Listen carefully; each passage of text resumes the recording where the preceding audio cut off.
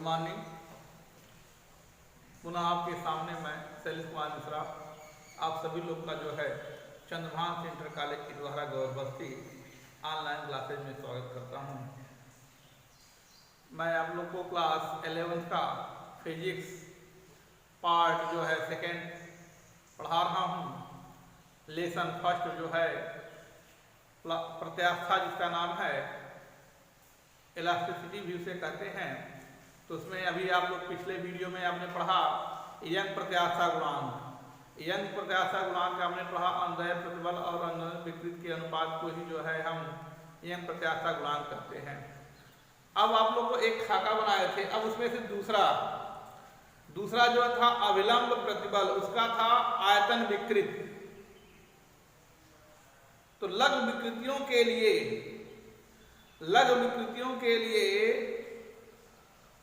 अभिलंब प्रतिबल और आयतन विकृत के अनुपात को ही हम आयतन प्रत्यास्था गुणांक कहते हैं। तो आप डालेंगे हेडिंग आयतनात्मक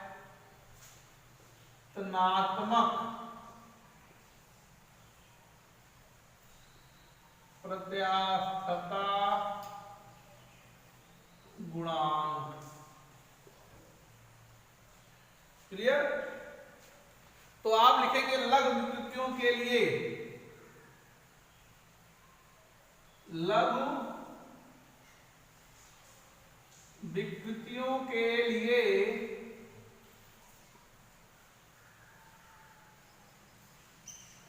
किसी वस्तु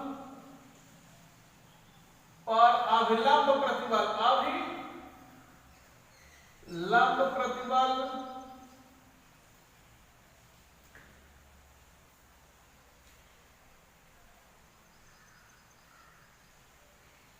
अभिलंब प्रतिबल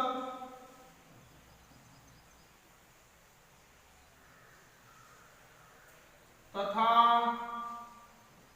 उसमें उत्पन्न आयतन विकृत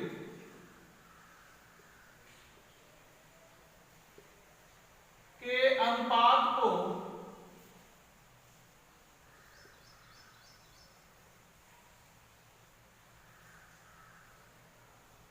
आयतनात्मक प्रत्यास्थता गुणांक कहते हैं। इसे कैपिटल बी से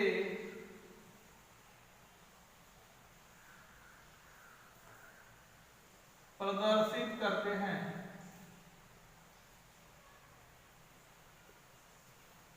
अब देखिए, आप लिखेंगे ऋणात्मक प्रत्यास्थता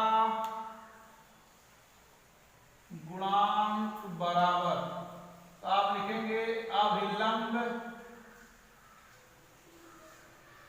प्रतिबल बटे आयतन विकृत। तो इसको आप बी से प्रेजेंट करते हैं। बी बराबर अभिलंब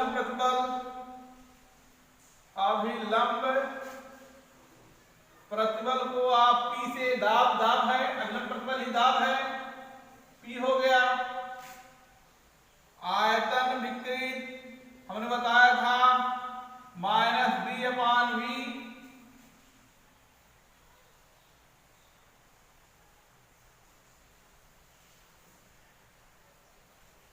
ये b बराबर हो गया p/-ΔV/v, अर्थात -pv/ΔV। ये हो गया आयतन प्रत्यास्था गुणांक। इसका भी जो है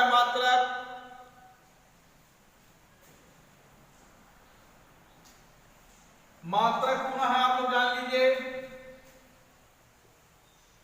मात्रक वही न्यूटन प्रति मीटर स्क्वायर और बीमा आपका m l इनवर्स t के पावर -2। प्रत्याशा गुणांक का भी जो है मात्रक और बीमा हो गया। ठीक, नोट करिए। हेडिंग है संपीड़ितता। तो किसी वस्तु के आयतनात्मक प्रत्यास्थता गुणांक के व्युत्क्रम को संपीड़ितता कहते हैं।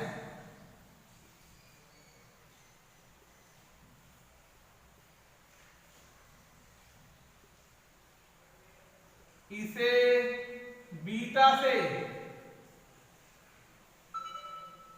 प्रदर्शित करते हैं। बीटा बराबर 1/b। ठीक, बीटा बराबर 1/b, अर्थात लिख सकते हैं संपीड़ितता बराबर 1/आयतनात्मक प्रत्यास्थता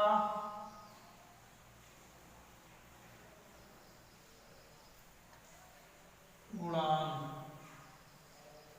ठीक, इसका मात्रक इसी का उल्टा मीटर स्क्वायर न्यूटन।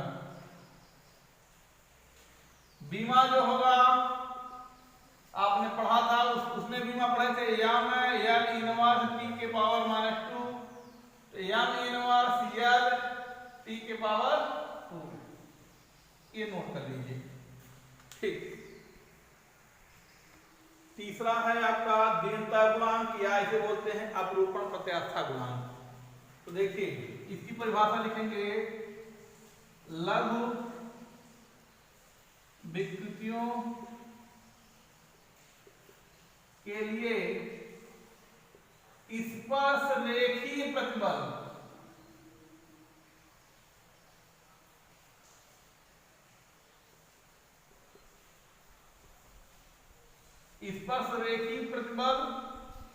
तथा अपरूपण विकृत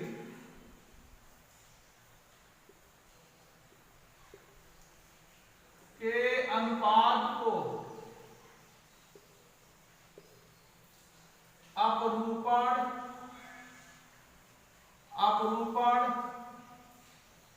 प्रत्यास्थता गुणांक कहते हैं। इसे ईटा से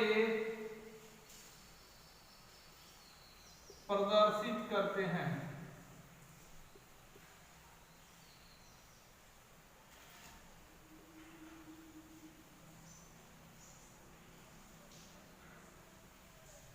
दीर्घता गुणांक बराबर स्पर्श रेखीय प्रतिबल बटे अपरूपण विकृत। ईटा बराबर F/A, हमने बताया था स्पर्श रेखीय प्रतिबल जो होता है F/A होता है, और अपरूपण विकृत तो आपको बताया थे थीटा। ठीक, इसी को tan थीटा, इसी को x/L, तो यही थीटा ही अपरूपण विकृत है। तो ईटा बराबर आप लिख सकते हैं ये F/A थीटा, ये इसे ईटा से प्रदर्शित करते हैं, इसे ईटा से प्रदर्शित करते हैं। तो ये हो गया आपका अपरूपण प्रत्यास्थता गुणांक। तो मात्रक भी इसका जो है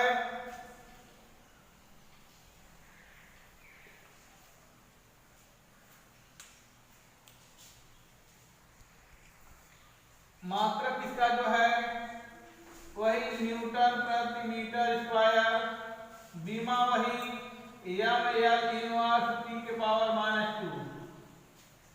तो चाहे प्रत्यास्था गुणांक कुछ है, चाहे आयतन प्रत्यास्था गुणांक कुछ है, चाहे आपका दीर्घता प्रत्यास्था गुणांक कुछ है, ठीक, चाहे यंग प्रत्यास्था गुणांक कुछ है, सबका मात्रक न्यूटन प्रति मीटर स्क्वायर और बीमा एम एल इनवर्स टी के पावर -2। इनमें से एक बीमा जरूर आता है। कोई यंग प्रत्यास्था गुणांक का बीमा पूछ लिया, कभी दीर्घता प्रत्यास्था गुणांक बीमा पूछा, कहीं प्रत्यास्था गुणांक का ही बीमा पूछ लिया, इसमें से एक जरूर आता है। ठीक, इसको नोट कर लीजिए। देखिए एक हेडिंग है पार्श्व विकृत। पार्श्व विकृत को समझिए, ये कोई तार है, इतना मोटा है, इसका व्यास जो होगा व्यास कैपिटल डी और इसकी तार की लंबाई है स्मॉल एल। यदि हम बल लगाकर इसको बढ़ाते हैं, बल लगाकर इसको बढ़ाते हैं तो इसके व्यास में भी कमी आएगी, तभी तो तार की लंबाई बढ़ेगी। अभी मान लो इस पे बल लगाते हैं, इसको बढ़ाना होगा तो ये इसकी मोटाई कम होगी, अर्थात ये जो है इसकी मोटाई ये अब नया मोटाई ये हो जाएगा, ये बढ़ेगा तो ये लंबाई में इसकी जो व्यास में कमी हुआ या इसको डेल्टा डी, ठीक, और ये लंबाई में वृद्धि हो गया क्या, डेल्टा एल। ठीक, क्लियर हो गया। कब, यानी जब हमने बल लगाया, बल लगा के इसको खींचा तो छड़ के व्यास में, ये जो छड़ था उस जिस व्यास में जो परिवर्तन हो रहा है, और प्रारंभिक छड़ के व्यास के अनुपात को ही हम पार्श्व विकृत कहते हैं। पार्श्व विकृत की परिभाषा क्या हो गया, किसी छड़ के व्यास में परिवर्तन, व्यास में परिवर्तन कितना हो रहा है, डेल्टा डी, तथा छड़ की प्रारंभिक व्यास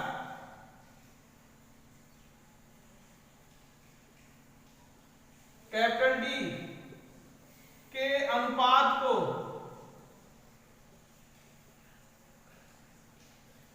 पार्श्व विकृत कहते हैं। क्लियर।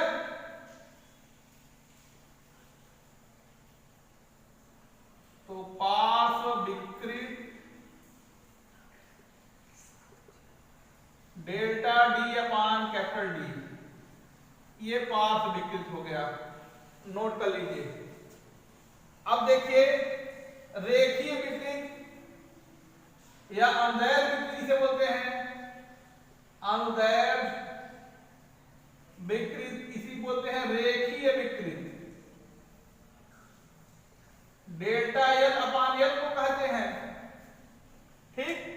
इसी पर एक बनता है पॉइसन अनुपात।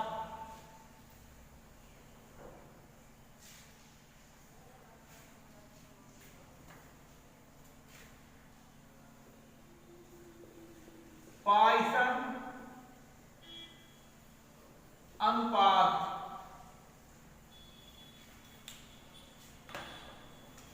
तो आप लिख सकते हैं प्रत्यास्था की सीमा में,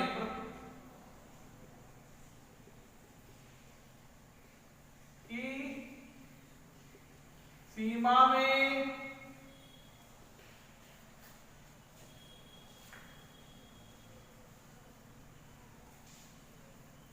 पदार्थ के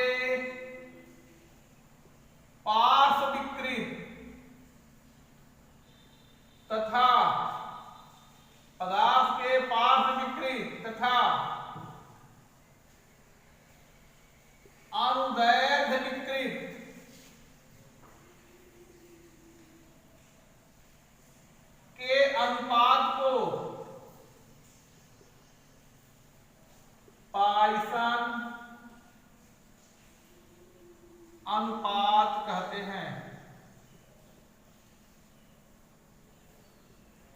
इसे सिग्मा से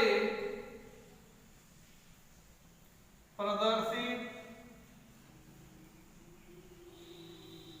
करते हैं।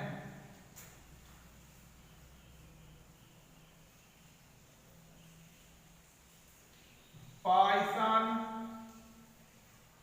अनुपात बराबर पार्श्व विकृत बटे अनुदैर्ध्य विकृत। सिग्मा बराबर small d upon capital D delta L upon L. तो ये हो गया delta D upon L into D into delta L, यही हो गया सिग्मा। ठीक, तो ये पार्श्व आपका जो है पॉइसन अनुपात हो गया। तो पॉइसन अनुपात पार्श्व विकृत और अनुदैर्ध्य विकृत के अनुपात को कहते हैं। ठीक, तो आप लोग इसका नोट्स बना लीजिए, नोट कर लीजिए। आज के लिए इतना ही काफी है। थैंक यू, धन्यवाद।